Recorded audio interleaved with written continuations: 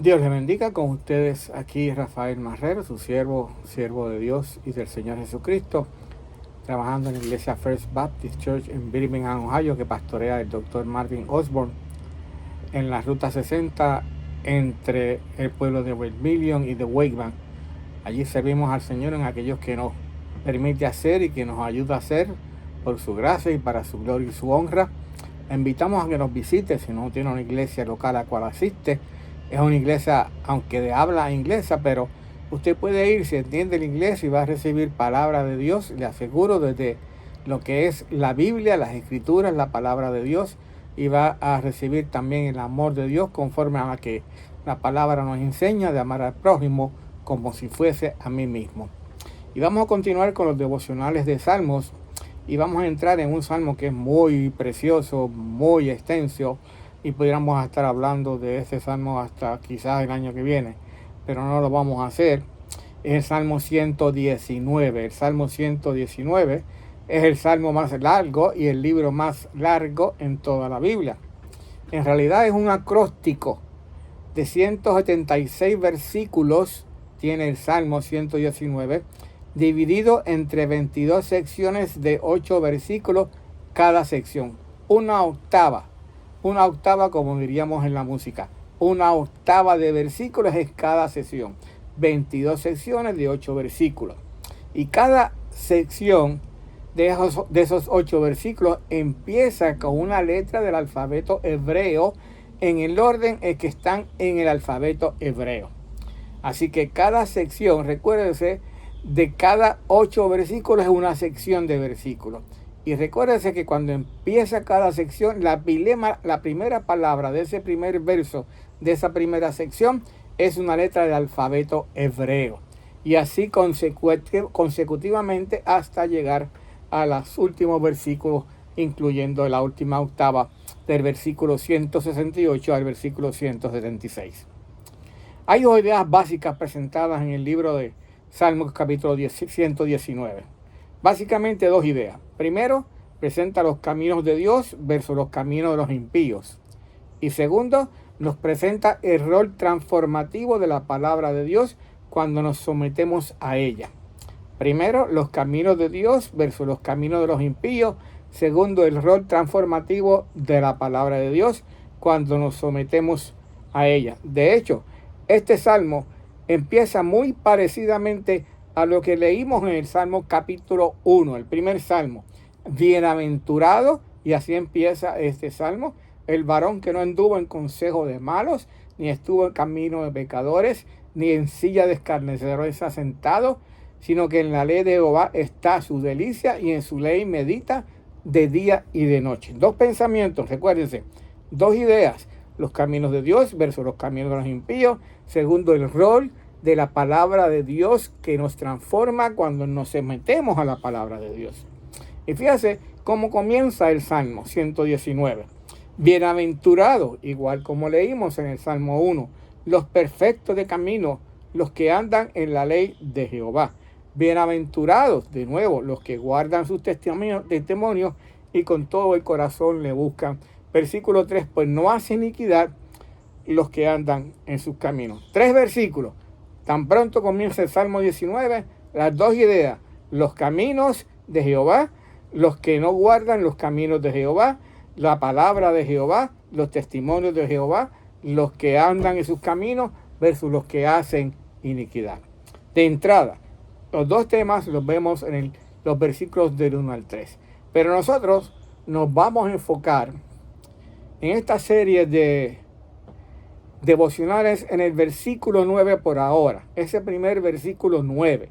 Versículo 9. Un versículo que conocemos mucho, y especialmente se habla mucho de este versículo cuando estamos hablando a jóvenes, ¿verdad? Dice el Salmo 119 y versículo 9. ¿Con qué limpiará el joven su camino? Con guardar tu palabra. ¿Con qué limpiará el joven su camino? Con guardar tu palabra, dice el salmista. Y tenemos que definir entonces, ¿qué es un joven? ¿Qué se considera una persona joven? Bueno, estuve buscando en el internet, en las redes sociales, y encontré que el famoso Dr. Erikson. Erik Erikson, famoso psicólogo alemán, danés y americano, conocido por su teoría sobre el desarrollo social de los humanos y por su frase icónica, crisis de identidad.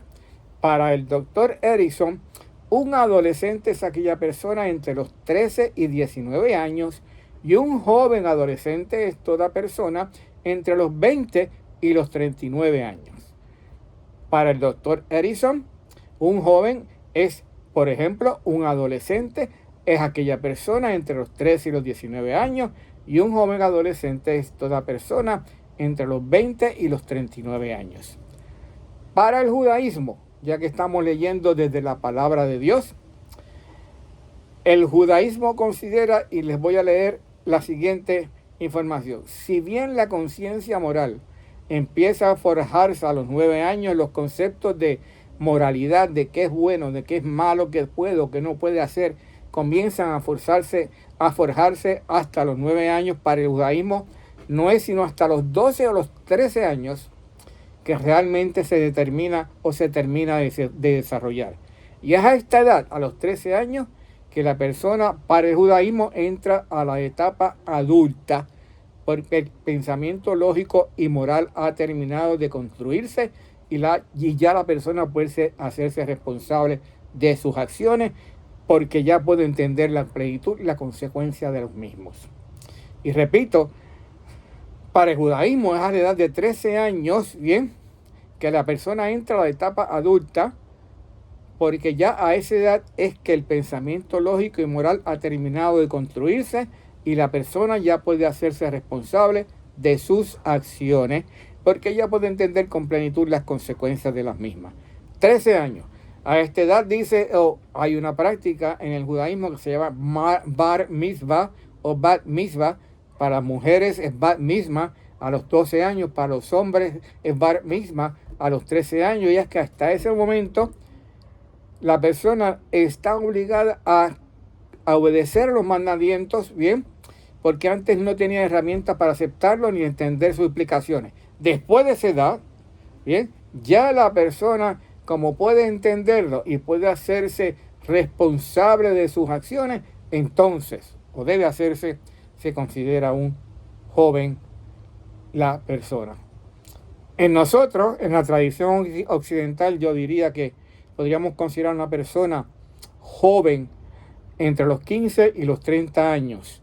Y esto podemos definirlo en etapas de adolescencia, joven, adulto y en algunos casos quizás como adultos mayores a los 35 años. Y sabemos que, por ejemplo, para poder ir a votar hay que tener 18 años o más. Para poder ir al ejército sin permiso de sus padres hay que tener 18 años o más. Pero ya desde antes, 15, 16 años, dependiendo de usted viva en qué estado, usted puede sacar licencia para guiar.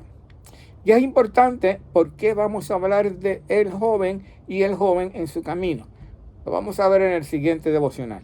Pero lo importante era, uno, establecer el fundamento de lo que es el Salmo 119 y establecer básicamente cómo reconocer cuál es el joven, cuál es la edad en la que nos reconocemos como jóvenes. Y al leer el Salmo 119, versículo 9, vamos a ver con qué limpiará el joven, ese de entre 13 años hasta los 30 años quizás, su camino, dice el salmista, con guardar tu palabra. Padre, gracias.